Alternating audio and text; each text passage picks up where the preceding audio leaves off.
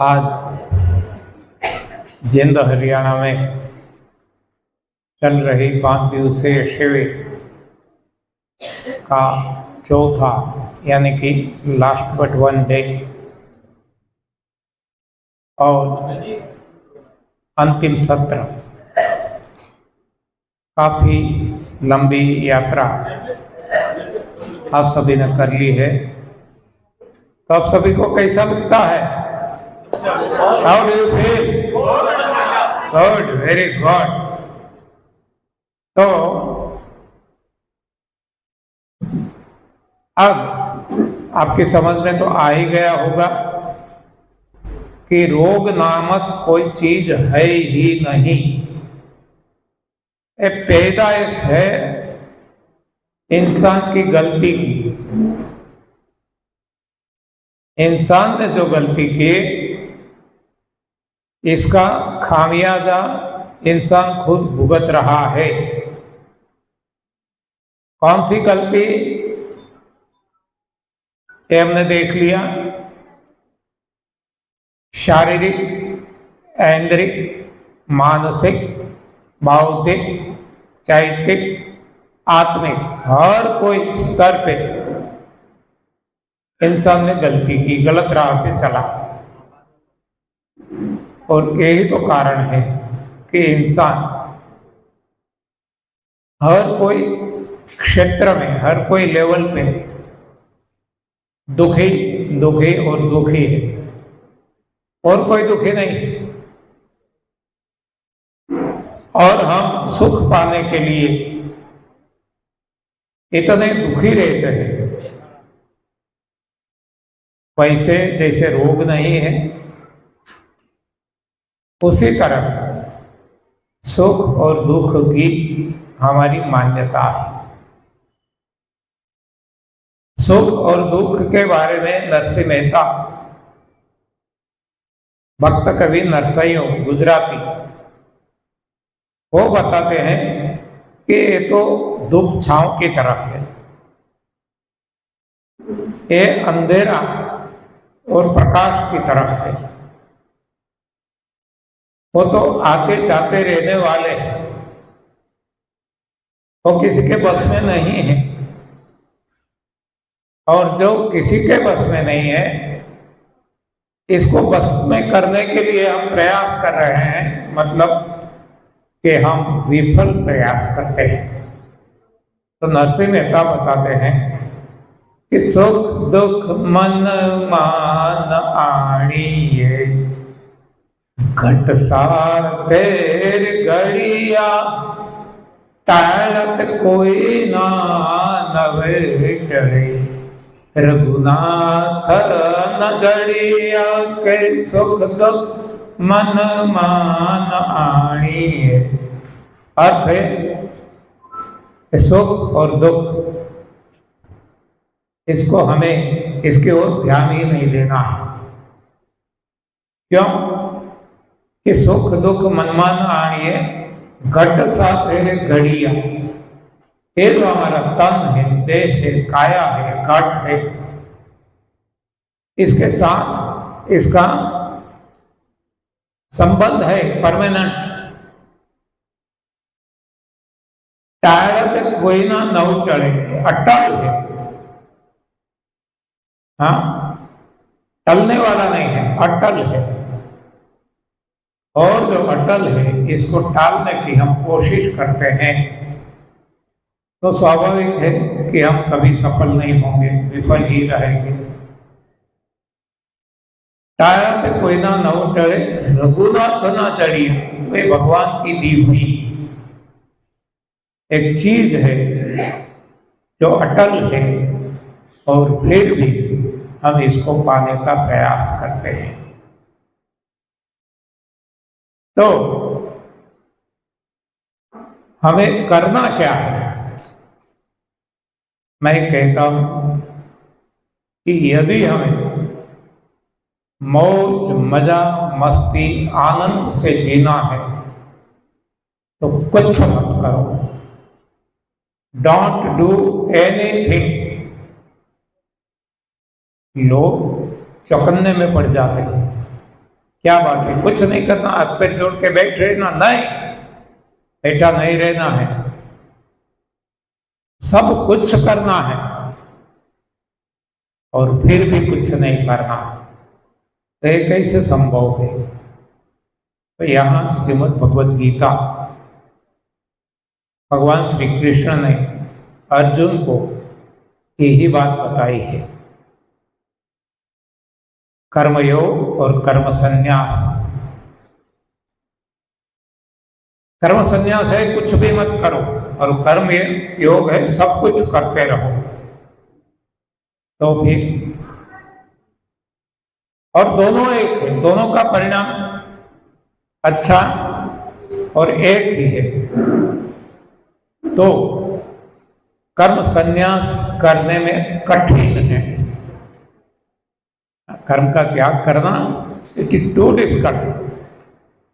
इसलिए भगवान ने बताया है कि कर्म योग करते रहो। कैसे? निरासक्त भाव से, आसक्त मत हो। सुबह हमने देखा था, डोंट अटैच। कर्म हमें करना है, हमारी ड्यूटी है, लेकिन कैसे? फल की अपेक्षा बिना। कर्म में ही तेरा अधिकार है, फल में कभी भी नहीं। ये भगवान का गीता का मुख्य सूत्र है। इसलिए जब हम फल की अपेक्षा छोड़कर कर्म करते हैं तो इसका कोई दोष नहीं लगता। नहीं तो कर्म के दोष लगते हैं। कर्म एक बंधन है। अच्छे कर्म करते हैं, कोई लोग ऐसा करते हैं, हम इतना ही सेवा कार्य करते हैं, ये करते हैं, वो करते हैं, वृद्धाश्रम चलाते हैं, गौशाला चलाते हैं, ये हॉस्पिटल चलाते हैं, ये भी एक बंधन है, ये कोई अच्छी चीज नहीं है। एक तोते को हम पिंजरे में रखते हैं, कोई लोहे के पिंजरे में रखते हैं, कोई सोने या चांदी के पिंजरे में रखते हैं, लेकिन तोते के लिए तो पिंजरा ही है। उसी तरह गलत कार्य करो या सत्कार्य करो, दोनों बंधन है। एक बंधन है लोहे का, एक बंधन है सोने चांदी का। दोनों बंधन है, और जब तक बंधन रहेंगे हमें जन्म लेता रहना पड़ेगा। तो कर्म करना है, लेकिन कैसे? कठपुतली की तरह। कठपुतली का खेल आपने देखा होगा। कठपुतली हमें दिखती है नाचती, लेकिन एक भी पुतली नाचती नहीं है। वैसे देखो तो हर पुतलियां नाच रही है। यहां हमें पता चलता है कि हमें एक कठपुतली बन के ये जो संसार में आए हैं, तो हमें हमारा कर्म कठपुतली की तरफ निभाना है। हम देखते हैं वहां कोई कठपुतली तलवार लेके लड़ाई लड़ती है, कोई राजा, कोई वजीर, हाँ, नाना प्रकार के, जैसे नाटक में पात्र दिए जाते हैं, तो उसी तरह हमें भी पात्र दिया गया है। तो हमें हमारा पात्र अच्छी तरह से निभाना है, आसक्त नहीं होना है। करना है फिर भी नहीं करना। देखो एक कैमरा है, सीसीटीवी कैमरा, कोई भी कैमरा, तो कैमरा अपना कार्य करता है। जो भी दृश्य, जो भी कोई आता है जाता है, रिकॉर्ड होता हो, रिकॉर्ड करता रहता है। लेकिन कोई किसी का खून कर देता है, कोई आग लगा देता है, कोई अच्छा कार्य करता है, वो प्रभावित नहीं होता। हाँ, किसी का कुछ खराब हमें लगता है तो कैमरा कोई गुस्से में नहीं आ जाता, वो प्रभावित नहीं होता, वो पार्टिसिपेट नहीं होता। और कोई अच्छा कार्य भी चल रहा है, शुभ कार्य भी हो रहा है, तो ये कैमरा बहुत खुशी से, आनंद से झूम नहीं उठता। हाँ, उसी तरह हमें हमारी ड्यूटी अदा करना है। हमें प्रभावित नहीं होना है। जैसे कि एक पिक्चर देख रहे हैं, तो एक संसार एक पिक्चर है, सही में कुछ भी नहीं, एक सपना है। हम सही मान बैठे हैं और हम इसमें इन्वॉल्व हो चुके हैं, तो हम सुख और दुख, ग्लानि, ये सब कुछ महसूस कर रहे हैं। भगवान शिव जी ने बताया है कि उमा कहा हूं मैं अनुभव अपना। सुबह मैंने आपको बताया था, सत हरि भजन जगत सब सपना। ये जो कुछ दिख रहा है स्वप्न ही है। स्वप्न हम सभी को पता है। हम हमारे बिस्तर पे लेटे हुए हैं, गहरी नींद में स्वप्न आता है। कभी हम राजा बन गए, हमारे यहाँ नौकर चाकर है, गाड़ी बंगला है।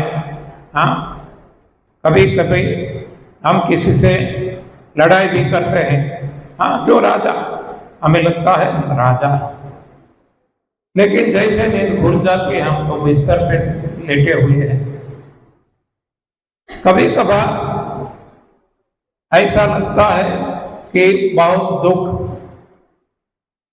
पढ़ रहे हैं, हम झेल रहे हैं, इतने दुखी भिखारी हैं, भीख मांग रहे हैं, भीख नहीं मिलती है, इतने भूखे तड़प रहे हैं। ये सब कुछ स्वप्न में होता है, सही में नहीं है। जैसे नींद खुल जाती है, आंख खुल जाती है, हम तो बिस्तर पे लेटे हैं, तो बस वो स्वप्न है, कुछ मिनटों का, कुछ घंटों का। ये स्वप्न है कुछ सालों का, कोई अंतर नहीं है। तो ऐसी जब बात समझ में आ जाएगी, तब हम अच्छी तरह से अपना जीवन यापन कर सकेंगे। तब जो भी होगा, कितना भी दुख हो जाए हरि इच्छा, कितना भी सुख मिल जाए हरि इच्छा, अब स्थित प्रज्ञ अवस्था आ जाएगी। अब सुख में चलित नहीं होंगे, दुख में डिगेंगे नहीं, एक सी स्थिति रहेगी। तो ये स्थिति लाने के लिए हमें ये जो तप सेवा सुमिरन का मार्ग है, ये उपयोग में आता है। तप सेवा सुमिरन रामचरित में दिया हुआ एक स्लोगन है। इसको ही श्रीमद् भगवद गीता में तप दान यज्ञ कहा है। एक ही मीनिंग है, आप देख लेना, सीक्वेंस भी एक ही है, हाँ, क्रम भी एक ही है, एक के बाद एक, एक के बाद एक, वही क्रम में आता है। फास्टिंग, चैरिटी, प्रेयर बाइबल में बताया, वही क्रम, वही मीनिंग। रोजा, ज़कात, नमाज कुरान में बताया है, वही क्रम, वही मीनिंग। उपवास, दसवन, सिमरन गुरु ग्रंथ साहिब में बताया है, वही क्रम, वही अर्थ। यानी कि जगत के जितने भी शास्त्र है, सभी में एक ही बात बताई है, तप सेवा सुमिरन। तो ये तप सेवा सुमिरन है क्या? रास्ता है, पथ है। क्यों ये रास्ते पे क्यों चलना है? तो हमारा साध्य है। इंसान का साध्य क्या है? प्रभु प्राप्ति। तो प्रभु प्राप्ति ये हमारी मंजिल है, हमारा गोल है, हमारा लक्ष्य है, हमारा साध्य है। तो वहां तक पहुंचने के लिए जो साधना है, रास्ता है, वो है तप सेवा सुमिरन। और इसके लिए साधन है, वो है मानव देह, इंसान की काया। तो इसलिए जिसको भी प्रभु प्राप्ति करनी है, उनको अपनी काया को ठीक रखना होगा। इसलिए हम कहते हैं पहला सुख निरोगी काया। अरे मान लो किसी को प्रभु प्राप्ति नहीं भी करनी है और कोई सांसारिक काम करने हैं, गुंडागिरी करना है, जो भी करना है, आतंक फैलाना है, तो भी ये शरीर काया तो ठीक सक्षम सशक्त तो रहना जरूरी है। यानी कि अच्छे बुरे कोई भी काम करना है तो काया को तो ठीक करना ही पड़ेगा। काया जब साथ नहीं देगी, शरीर ही साथ नहीं देगा, तब कोई भी काम हम नहीं कर सकते। कोई भी हमारे लिए संसार आसार बन जाएगा, चाहे हमारे पास कितनी भी धन संपत्ति हो, संपत्ति हो, हमारे लिए बेकार बन जाएगी। इसलिए बताया है कि हेल्थ इज वेल्थ। सही वेल्थ ए हेल्थ। पर साथ साथ में कहता हूं कि wealth is not health, mind wealth. Wealth हमारे पास कितनी भी हो, सारी दुनिया हमारी हो जाए, हम सम्राट बन जाए, लेकिन हमारा शरीर काम नहीं करता, जीरो। इसका कोई मीनिंग नहीं। तो health is wealth, real wealth है, लेकिन वेल्थ हेल्थ नहीं हो सकती।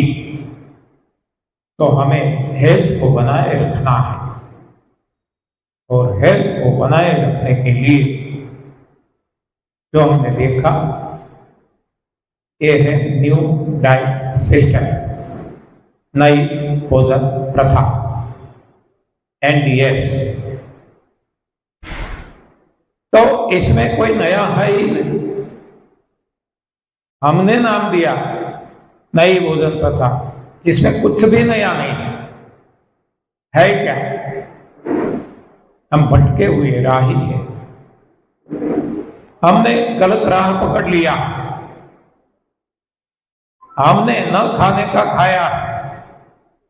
शरीर जो पंच तत्वों से बना है, पंच तत्व थियरी हम भूल गए, और हम vitamin, protein, calcium, carbohydrate, fat, ऐसी गलत थियरी पे चल रहे हैं आज। सरासर झूठ, सरासर नुकसानदेही। ऐसी मैन मेड साइंस, मानव सर्जित विज्ञान ने ये जो थियरी हमें दी है, सिद्धांत दिए हैं, जिस पे हम चल रहे हैं, और यही तो सारे रोगों का कारण है। इतना ही नहीं, सारे दुखों का कारण है। आज जो भी हो रहा है दुनिया में, लड़ाई झगड़ा हो रहा है, जो कुछ हो रहा है, ये विज्ञान की वजह से है, और कोई कारण नहीं है। कारण एक अवश्य हम कह सकते हैं, वो अंतिम है और वो ही सत्य है, लेकिन दिखने में जो कारण है वो मैन मेड साइंस है। हम कहते हैं विनाश काले विपरीत बुद्धि। जब विनाश नजदीक आ जाता है तब बुद्धि विपरीत हो जाती है, विपरीत सोचने लगते हैं। जब विपरीत सोच बन जाती है तो विपरीत कार्य करने लगते हैं, विपरीत कार्य करने से विपरीत परिणाम आते हैं। तो आज सारी दुनिया में हर कोई इंसान विपरीत कार्य कर रहे हैं। क्यों विपरीत कर रहे हैं? क्योंकि विपरीत सोच है। विपरीत सोच क्यों है? सोच कहां से जन्म लेती है? मन से। मन का उद्भव स्थान कौन सा है? अन्न। जैसा अन्न वैसा मन, जैसा मन वैसी सोच, जैसी सोच वैसे कर्म, जैसे कर्म वैसा व्यवहार। यानी आज सारी दुनिया का व्यवहार गलत है। क्यों? अन्न गलत है। सारी दुनिया जो खा रही है गलत खाना खा रही है, और यही तो वजह है कि अन्न से मन बना, गलत बना, मन से सोच बनी, गलत बनी, और सोच से कर्म बने, गलत बने, और कर्म के हिसाब से आज सारी दुनिया ये जो भुगत रही है, तो अब करना है तो क्या करना पड़ेगा? अन्न को बदलना होगा। यदि हम दुनिया को बदलना चाहते हैं, खुद की या तो सारी दुनिया को, तो अन्न को बदलना पड़ेगा। बाकी कितना भी कुछ भी कर लो, कुछ होने वाला नहीं है। सोच बदलेगी ना, तभी तो कर्तव्य कर्म बदलेंगे। तो सोच, जैसे हमने बताया, कोई भी तरीके से यदि हम सोच बदल दें तो सब कुछ बदल जाएगा। जैसे आपने नाम सुना होगा वाल्मीकि ऋषि। वो पहले से जन्म से ऋषि नहीं थे, वो तो लुटेरा था, लेकिन उनकी सोच कोई ऋषि मुनि ने बदल दी, तो जैसे सोच बदल गई वो ऋषि बन गए। तो सोच बदलना है, जबकि हम सोच पे ध्यान नहीं देते और केवल क्रिया कर्म पे ध्यान देते हैं। ऐसा करो, ऐसा करो, ऐसा मत करो। हाँ, इससे क्या होने वाला है? तो जब सोच बदल जाएगी, अपने आप सारी दुनिया बदल जाएगी। कम से कम इंडिविजुअल हमारी खुद की सोच बदलेगी तो हमारी दुनिया बदल जाएगी। तो ये सोच बदलने के लिए मन बदलना है, मन बदलने के लिए अन्न बदलना है। और अन्न यानी अनादाले नहीं, अन्न यानी जो हम खाते हैं, अन्न यानी भोजन, अन्न यानी श्रीमद् भगवद गीता में भगवान श्री कृष्ण ने बताया है कि अहम वैश्वानरो भूत्वा प्राणिनाम देहम आश्रित प्राणापान समायुक्त पचामी अन्नम चतुर्विधम। तो यहाँ अन्न यानी बाजरी, चावल, गेहूं, मिलेट, ऐसा कुछ नहीं है। अन्न यानी हमारा खाने का भोजन। तो आगे भगवान ने बताया है कि 4 प्रकार के अन्न वो कौन से हैं। वहां भगवान कहते हैं पत्रम, पुष्पम, फलम, तोयम। देखो ये 4 अन्न इंसान के लिए, पत्रम, पुष्पम, फलम, तोयम। तोयम यानी जल। तो ये पत्रम, पुष्पम, फलम, तोयम, ये भगवान कहते हैं कि मैं अंगीकार करता हूं, स्वीकार करता हूं, ये इंसान का भोजन है। और साथ साथ भगवान ने ये भी बताया है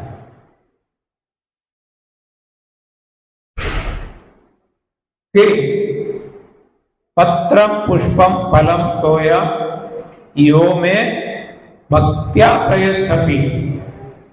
देखो ये भी एक साथ साथ है। भक्त्या, भक्ति भाव से जो मुझे अर्पण करते हैं, खिलाते हैं, वो मैं खाता हूं, वो मैं पचाता हूं। यानी कि 2 बातें जरूरी है। एक है भगवान को खिलाना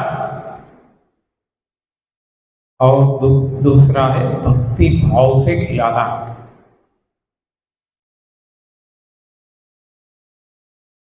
तो हम भी जब कोई भी क्रिया करें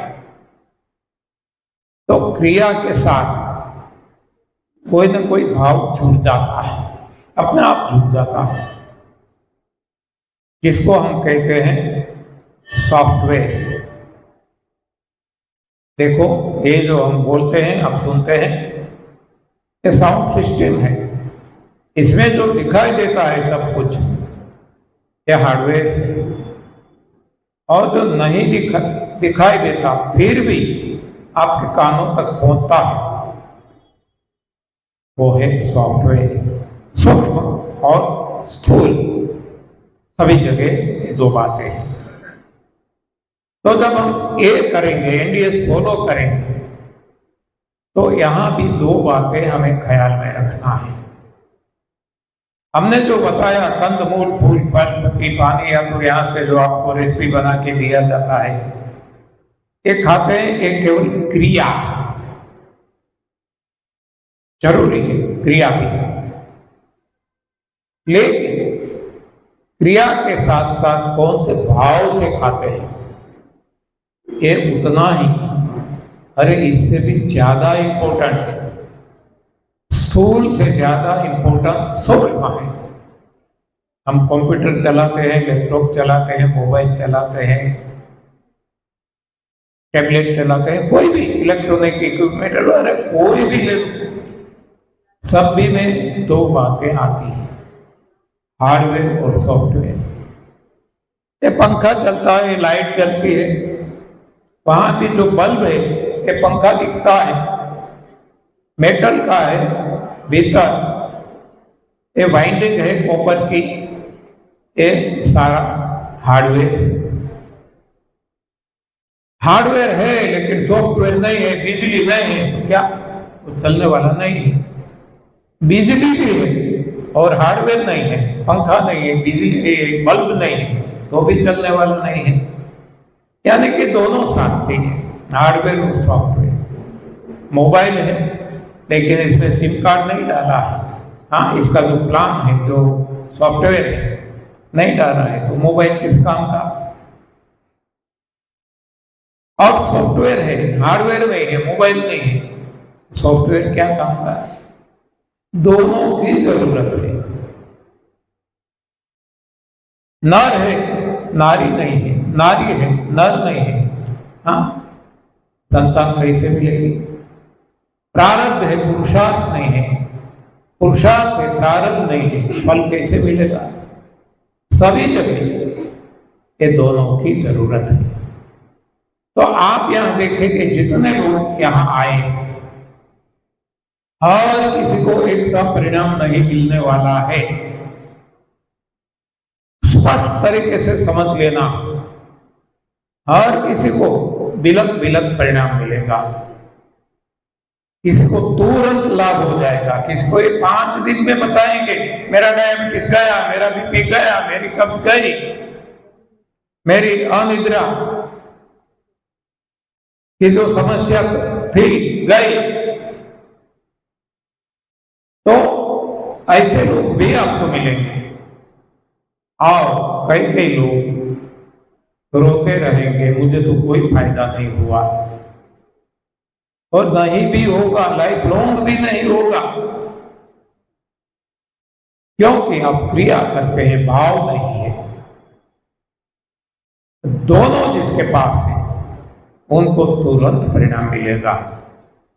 जैसे भक्ति क्षेत्र में मीराबाई, हम सब भक्ति करते हैं, कौन नहीं करते, हाँ माला घुमाते हैं, देव दर्शन करते हैं, तिलक लगाते हैं ना, जो जो अपनी अपनी तरीके से, कोई तर्क ग्रंथ पढ़ते हैं, तीर्थाटन करते हैं। किसी को भगवान नहीं मिलते, किसी को, केवल क्रिया करते हैं। इसका अर्थ ऐसा भी नहीं कि भगवान मिलते नहीं, भगवान मिलते हैं, बहुत सारे भक्तों को मिला। तो इसके लिए क्या चाहिए, ये भाव, भक्ति भाव। कैसा भाव, ऐसी लागी लगन, ऐसी लागी लगन, मेरा हो गई मगन। वो तो गली गली हरि गुण गाने लगी, ऐसी लागी लगन। तो ऐसी लगनी जिसको लग जाती है, ऐसे मग्न बन जाते हैं, उनको तुरंत परिणाम मिलता है।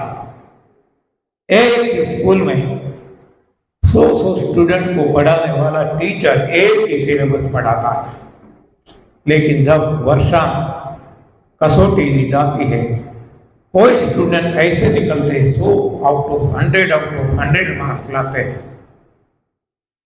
कोई डिस्टिंक्शन, कोई फर्स्ट क्लास, कोई सेकंड क्लास, कोई थर्ड क्लास, और कोई फेल भी होते हैं। क्यों ऐसा, यहाँ ये सॉफ्टवेयर काम करता है। हार्डवेयर तो हर किसी ने किया, पढ़ाई तो हर किसी ने की, लेकिन सॉफ्टवेयर जैसा है उस हिसाब से नतीजा आएगा, परिणाम मिलेगा। तो हमें क्रिया तो करना है। तो यहां से कहा जाता है कि संजीवनी क्रिया करना है, 8 घंटे का उपवास करना है, गॉड गिवन प्राकृतिक आहार खाना है। ये करेंगे फिर भी परिणाम नहीं मिलेगा, तो वहां समझना कि हमारा सॉफ्टवेयर हमें सुधारना है। हम करते हैं ये सब कुछ, लेकिन हमारी जो श्रद्धा है, विश्वास है, वो भगवान पे नहीं है, विज्ञान पे है। अभी मन में कुछ ऐसा हो रहा है कि हमें विटामिन कहाँ से मिलेगा, प्रोटीन कहाँ से मिलेगा, कैल्शियम कहाँ से मिलेगा, हाँ एक घास फूस खाने से तो क्या मिलेगा, हाँ डॉक्टर तो ये बताते हैं, वैज्ञानिक ये बताते हैं। तो जब तक विज्ञान मन में भरा पड़ा रहेगा तब तक परिणाम की अपेक्षा मत करना। जो कबीर जी ने बताया है, सुबह हमने बताया था कि प्यार की गली की सांकड़ी दोनों ना समाए, जब तक मैं का हरि ना है, अब हरि है मैं ना है।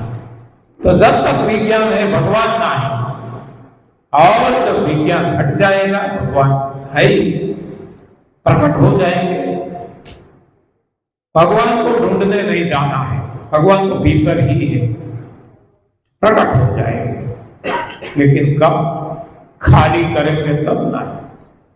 हाँ तो ये तो यहां है, सब कुछ खाली करना है, भरना नहीं। खाली हो जाओ बस, और देखो भर जाएंगे, इतना भर जाएंगे, इतना भर जाएंगे, तृप्ति आ जाएगी। लेकिन जो भरते रहेंगे, इतने अधूरे रहेंगे, इतने अधूरे, कभी भी 7 पीढ़ियों का भी इकट्ठा हो गया 8वीं के लिए चिंतित रहेंगे। हाँ तो ये दोनों आमने सामने का मार्ग है, उल्टा मार्ग है। तो ये प्रभु का मार्ग है, भगवान का मार्ग है। विज्ञान का मार्ग विनाश करने वाला है, भगवान का मार्ग सभी का भला करने वाला है। अब चॉइस इज अवर्स, रास्ते 2 है, हमें चुनना है मार्ग कि हमें इस मार्ग पे जाना है, इस मार्ग पे जाना है। तो इसके लिए ये सारी बातें समझना जरूरी है। आपने देखा होगा आज 4था दिन समाप्त होने को है, ना किसी का रिपोर्ट करवाया गया, ना किसी को दवाई दी गई, ना इंजेक्शन दिया गया, केवल अपना अनुभव सुनाया गया।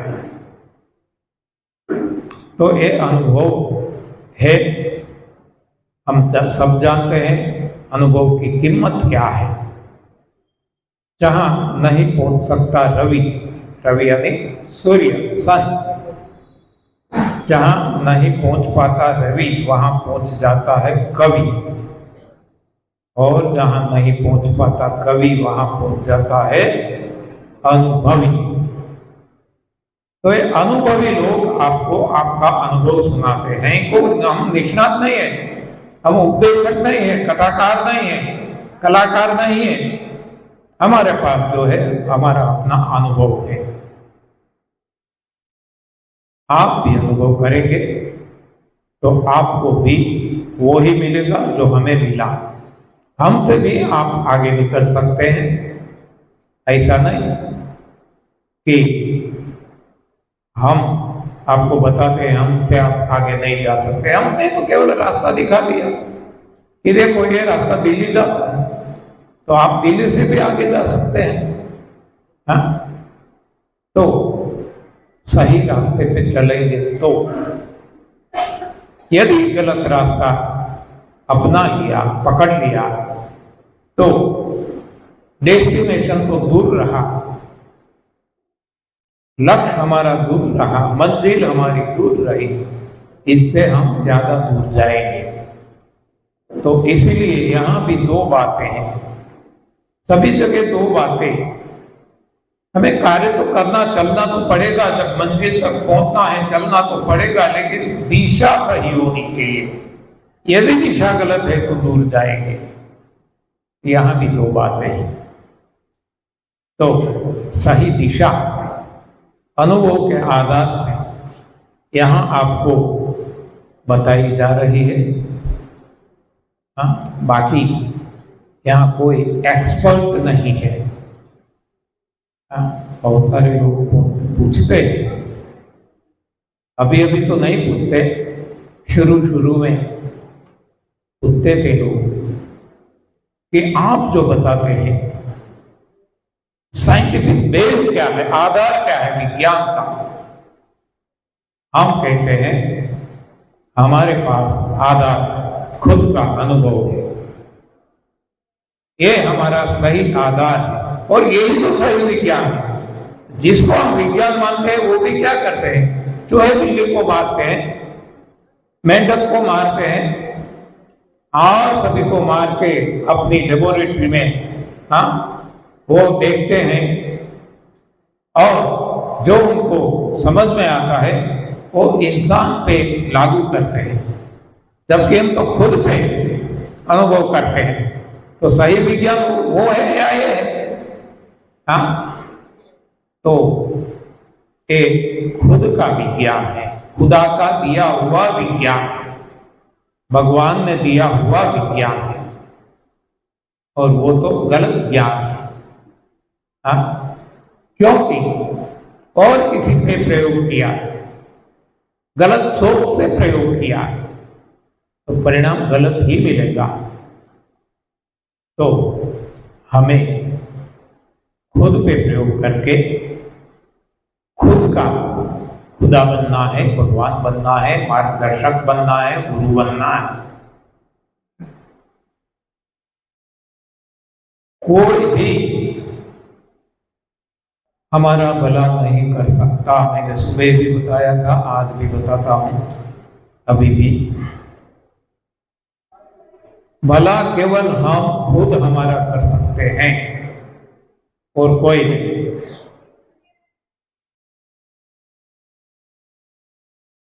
गुरु जिसको हम कहते हैं वो तो राह दिखा सकते हैं, और क्या कर सकते हैं। करना तो खुद को करना है, चलना तो खुद को पड़ेगा। वो अपना अनुभव सुना सकते हैं, और क्या कर सकते हैं।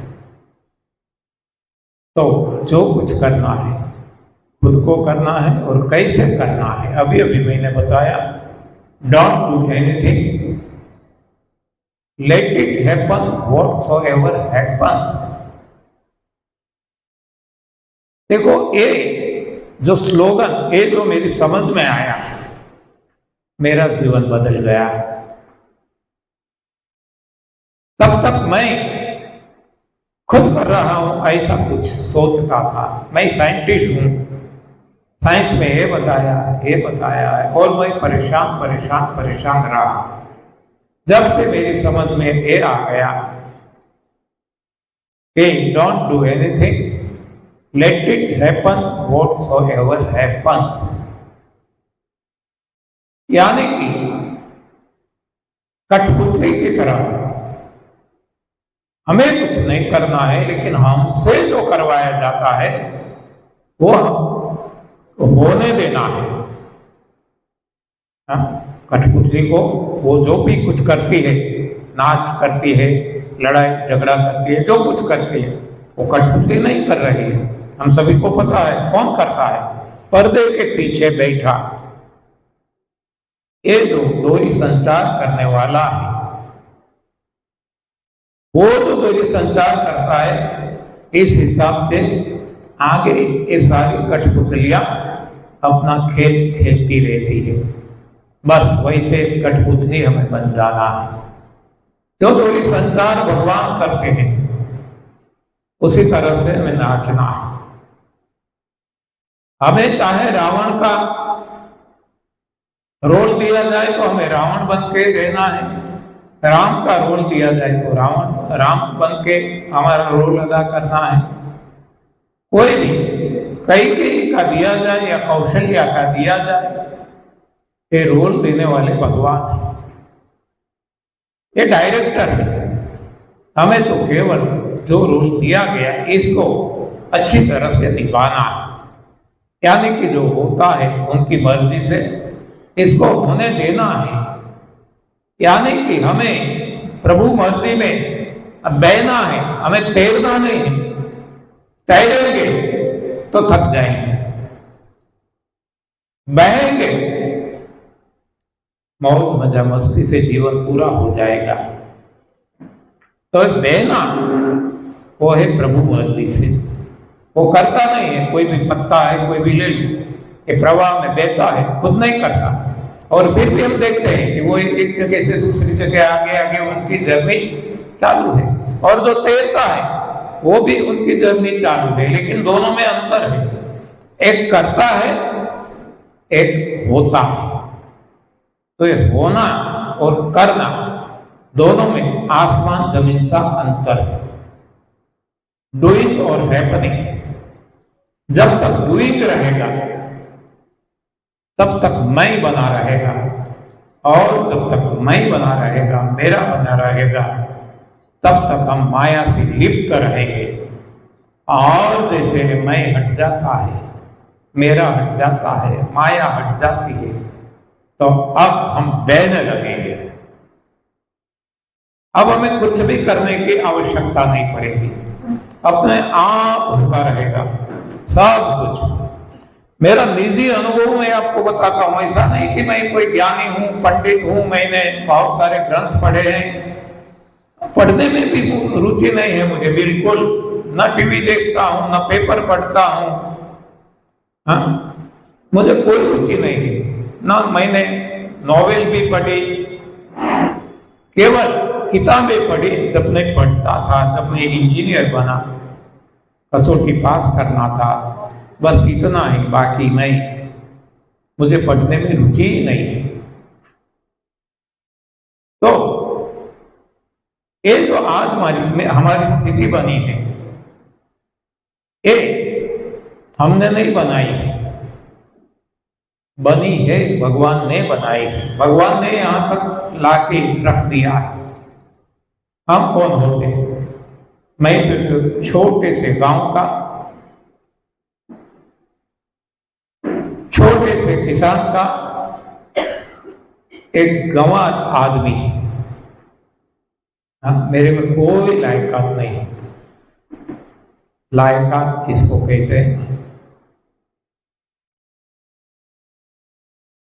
लायकात तो सब समझते होंगे ना, गुजराती शब्द है, हिंदी में भी उपयोग करते हैं। तो जिसके पास कोई लायकात नहीं है, इसको नालायक कहा जाता है। तो ऐसा एक नालायक नहीं।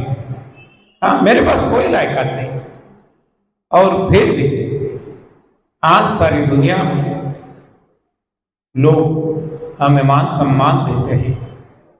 तो इसके लिए मैं कुछ नहीं हूं, करने वाला और है। हाँ, तो हम कहते हैं गाइस, मेरा आपकी कृपा से हमला ही दे रहा। तो हम क्या कहते हैं जरा, कि मेरा आपकी कृपा से सब काम हो रहा है। करते हो तुम कन्हैया, मेरा नाम हो रहा है। मेरा आपकी कृपा से सब काम हो रहा है।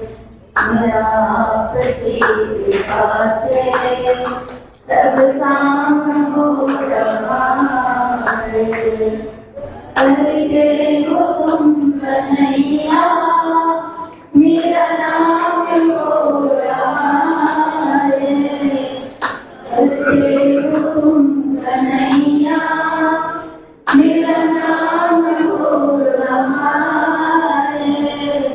मेरा आपकी कृपा से सब काम हो रहा है। मेरी जिंदगी में तू है, मेरे पास क्या कमी है। मुझे अब और किसी की परवाह भी नहीं है। होते रहे हमेशा जो कुछ भी हो रहा है। मेरा आपकी कृपा से सब काम हो रहा है। करता नहीं मैं फिर भी सब काम हो रहा है।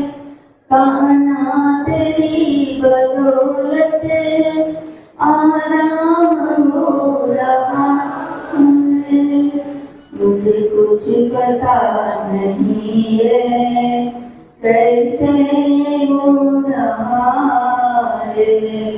मेरा आपकी कृपा से सब काम हो रहा है। प्रतिहार के बिना मेरी नाव चल रही है। मुझको तो बिना मांगे हर चीज मिल रही है। मर्जी है तेरी दाता अच्छा ही होगा। बस तो ऐसा जीवन बन जाएगा, मौज मजा मस्ती आनंद सहज आनंद, हाँ सहजानंद निजानंद मुक्तानंद अखंडानंद प्रेमानंद, हाँ ये जीवन है। तो इसके लिए ये तप सेवा सुमिरन की साधना आवश्यक है। और तप सेवा सुमिरन की साधना के लिए शुरुआत करनी पड़ेगी ना। तो ये शुरुआत है NDS न्यू डाइट सिस्टम। जैसे मैं इंजीनियर बना, आप कोई भी ग्रेजुएशन आपने किया तो शुरुआत तो कहीं ना कहीं से हुई होगी। फर्स्ट स्टैंडर्ड 1 2 3 4 5 6 ऐसा ABCD अबकड।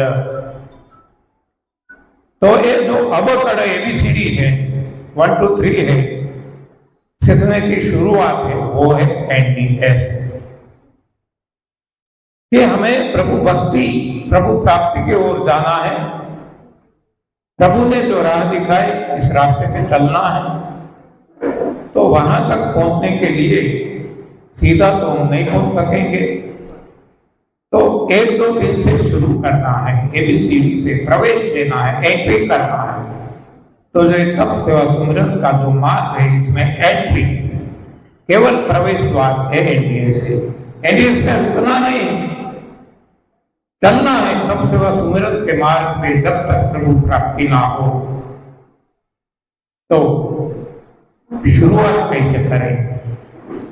जो नए नए हैं उनके लिए उठने के बाद तुरंत सफाई, बड़ी आंख की सफाई, संजीवनी क्रिया करके सादे पानी से करना है। सोने के पहले कर लेना है, ये दिन में 2 बार। उठने के बाद 8 घंटों तक पेट में कुछ भी नहीं डालना है, कुछ भी नहीं, पानी भी नहीं, नथिंग, चाय नहीं, कुछ भी नहीं, केवल हवा लेना है। ओनली वन एयर 8 घंटे। और इससे 8 घंटे नहीं हो पाते हैं तो धीरे धीरे शुरू करें। 1 2 घंटे 3 घंटे 4 5 6 घंटे, धीरे धीरे गो ग्रेजुअली धीरे धीरे आगे बढ़ो। तो एक है सफाई, सादे पानी से संजीवनी क्रिया करके सुबह रात 2 बार। दूसरा है उठने के बाद 8 घंटों का उपवास। धीरे धीरे लेकिन 8 घंटे तक पहुंचना है। तीसरा है, जब पीना खाना शुरू करते हैं तब डायरेक्ट कुछ नहीं खाना, पीना है, जूस पीना है। ऐसा जूस जो आप यहाँ पीते हैं, आज भी पिया, इसको हम क्लींसिंग जूस कहते हैं, सफाई करने वाला रस, जिससे सारा डाइजेशन ट्रैक्ट साफ होता है, यानी कि पाचन तंत्र पूरा साफ होता है। संजीवनी क्रिया से केवल बड़ी आंत साफ होती है। ये क्लींसिंग जूस से पूरा पाचन तंत्र साफ होता है, और लंगन से न खाना न पीना, इससे सूक्ष्म सफाई होती है। इसको ऑटोफेगी से भी पहचाना जाता है। तो शरीर खुद की गंदगी खाने लगता है जब शरीर को बाहर से कुछ नहीं देते। तो ये 3 तरीके से सफाई शुरू हो जाएगी। ज्यादातर 3 महीने में ज्यादातर सफाई हो जाती है। और इसको लगता है कि सफाई पूरी नहीं हो तो एक आगे भी इसको ले जा सकते हैं। तो 4 बजे उठे, 12 बजे तो एक खत्म हो जाएगा पूरा। अब 12 से 10 बजे तक सफाई करती है। इस वक्त कुछ भी खाना नहीं है, पीना पड़ेगा, आवश्यकता है, नहीं रह सकते, मजबूरी है, तो अपनी पसंद का कोई भी जूस कम से कम मात्रा में लेना है। समझ में आ गया? इतना ही है रोगियों के लिए। किसको भी कोई भी रोग हटाना है उनके लिए ये है, इसको हम कहते हैं रोगी की भोजन प्रथा। हाँ, जिसको भोजन पे नहीं, खाने पे नहीं, सफाई पे जोर देना। अब रोग हट गए, मान लो किसी को 3 महीने में, किसी को 4-6 महीने में, अब सारा जीवन कैसे जिए? अब किसको भोग भुगतना है, शादी ब्याह में जाना है, कोई भी पार्टी में जाना है, किसी के घर मेहमान बन के जाना है, कोई अपने घर मेहमान बन के आते हैं तो इसके साथ खाना है। तो ऐसे लोगों के लिए इसको हम कहते हैं भोगी। भोग भुगतना है, फिर भी निरोग रहना है, तो उनके लिए हम कहते हैं कि एक बार पकाया हुआ भोजन, आग पे पकाया हुआ जो हम खाते हैं, दाल चावल रोटी आदि, रात में एक बार खाओ, जिसमें सब्जी ज्यादा, अनाज कम। सब्जी 70%, 70%, और जो बचा इसमें बाकी का, इस तरह से खाएंगे तो काफी हद तक हम निरोग रह पाएंगे। लेकिन ये जो रात का खाना है, आग पे चढ़ाया हुआ पकवा आहार, वो गलत आहार है। तो इससे फिर से रोग तो आएंगे, कुछ देरी से आएंगे, लेकिन आएंगे। तो सफाई जरूरी है, सफाई करते रहना है। तो ऐसा जब गलत खाना खाते हैं, वो भुगतते हैं, तो उनको हफ्ते में 1 दिन या तो कम से कम 15 दिन में 1 दिन निर्जल उपवास, जिसको हम कहते हैं, आजकल हम इसको कहते हैं एयर फास्टिंग, हवा पे रहना। क्यों? निर्जल में भी लोग गड़बड़ी करते हैं। हाँ, एक एग्जांपल बता दूं, आपको पता चल जाए। दुबई में हमारा सेमिनार चल रहा था। एक बच्ची थी 8 साल की, वो भी सभी के साथ वही खाती थी पीती थी जो सेमिनार में दिया जाता था। सुबह 8 घंटों का उपवास भी कर लेती थी, और कोई 4थे या 5वें दिन, वहाँ 1 हफ्ते का था, ऐसे 2 सेमिनार लगातार थे, तो 4थे या 5वें दिन ये जूस भी पिया। दोपहर का लंच जो यहाँ से दिया जाता है वो वैसा एक रेसिपी वाला बना के व्यंजन सारे खाए, रात का खाना भी खाए जो वैसा ही देते थे। और बाद में जब एंटरटेनमेंट चल रहा था तब वो लड़की बताती है सभी को कि आज मैंने निर्जल रखा। तो लोग परेशान हो गए, पूछने लगे कि हमारे साथ खाया तूने और तू बताती है निर्जल रखा है। तो कि मैं सही बताती हूँ, मैंने जल नहीं पिया। हाँ, ये इंटरप्रिटेशन, निर्जल, जल नहीं पिया, हमने पानी नहीं पिया।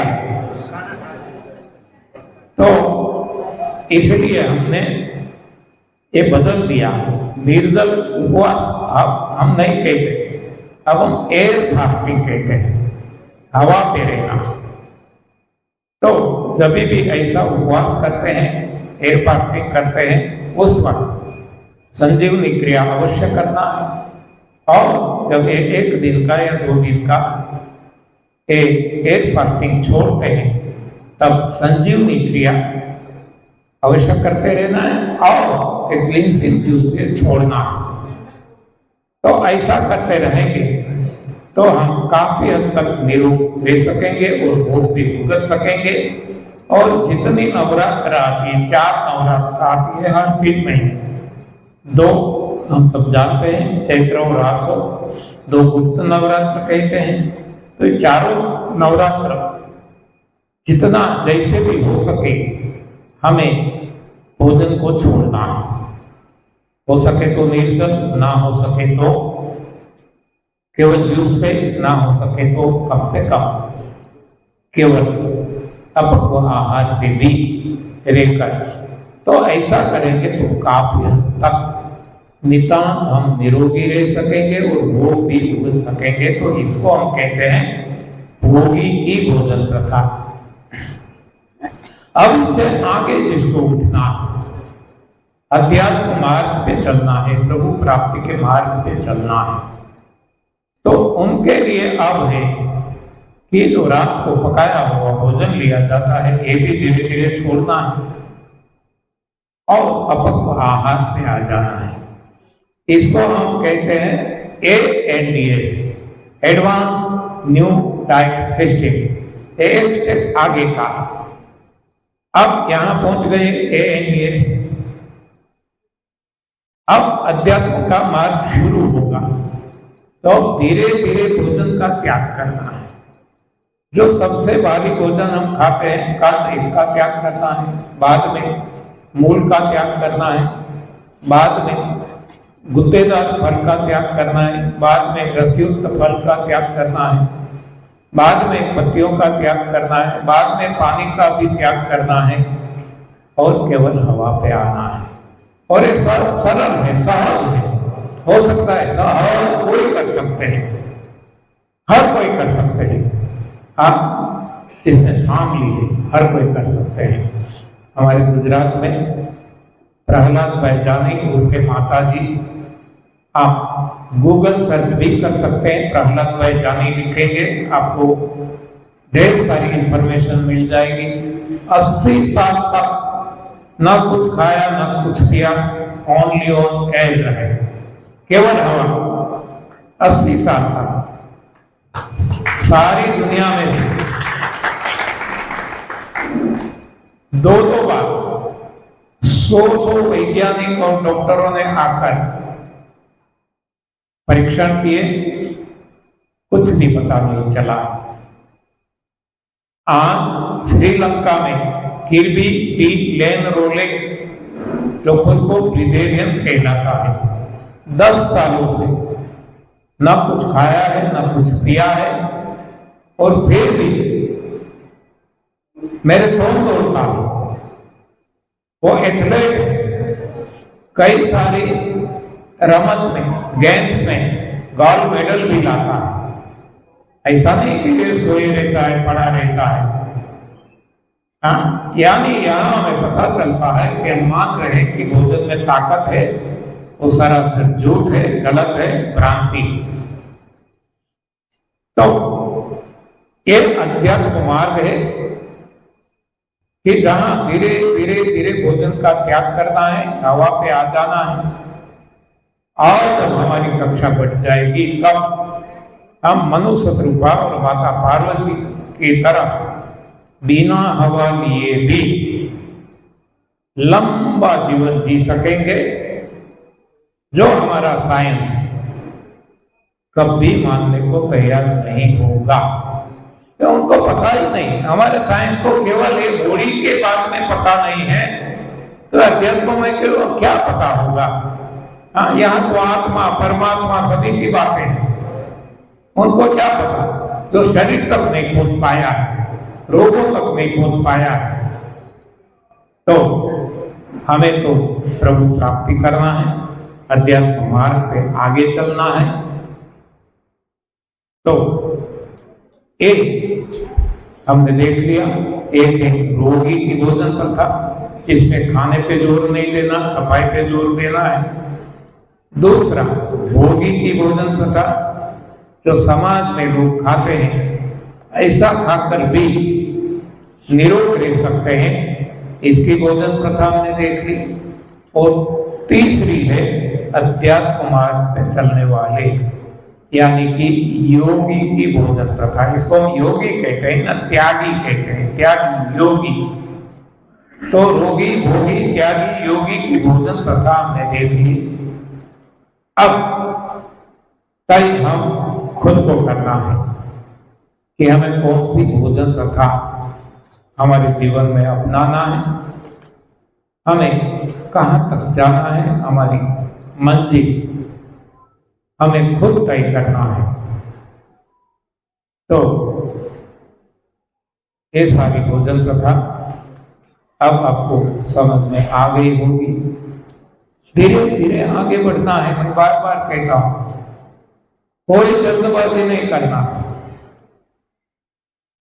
अवश्य हम हमारी मंजिल पे पहुंच सकेंगे।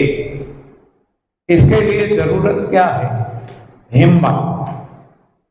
हिम्मत मर्दा तो मदद खुदा, ना हिम्मत को भगवान भी मदद नहीं कर सकते।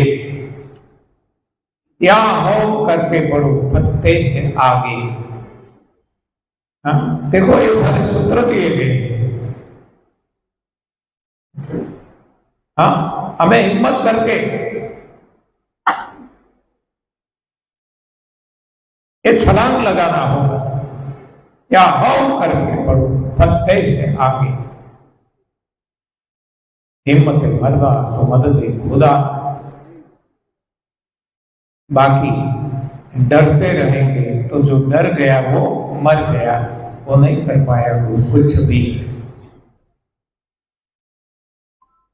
तो ये जो रास्ता शास्त्रोक्त है, गॉड गिवन है,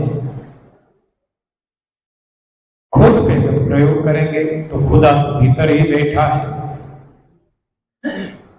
हम जब पार्थ बनेंगे तो पार्थ साथ तो भीतर ही है, हमारा मार्गदर्शन करते रहेंगे। किसी के पास जाने की जरूरत नहीं है। कृष्णम वंदे जगत गुरु, ओ गुरु हमारे भीतर ही बैठे हैं, बस केवल है समर्पित होना। सुबह भी हमने देख लिया था, भगवान ने यही तो बताया है, सारी गीता ज्ञान दिया। अंत में भगवान ने बताया कि सब कुछ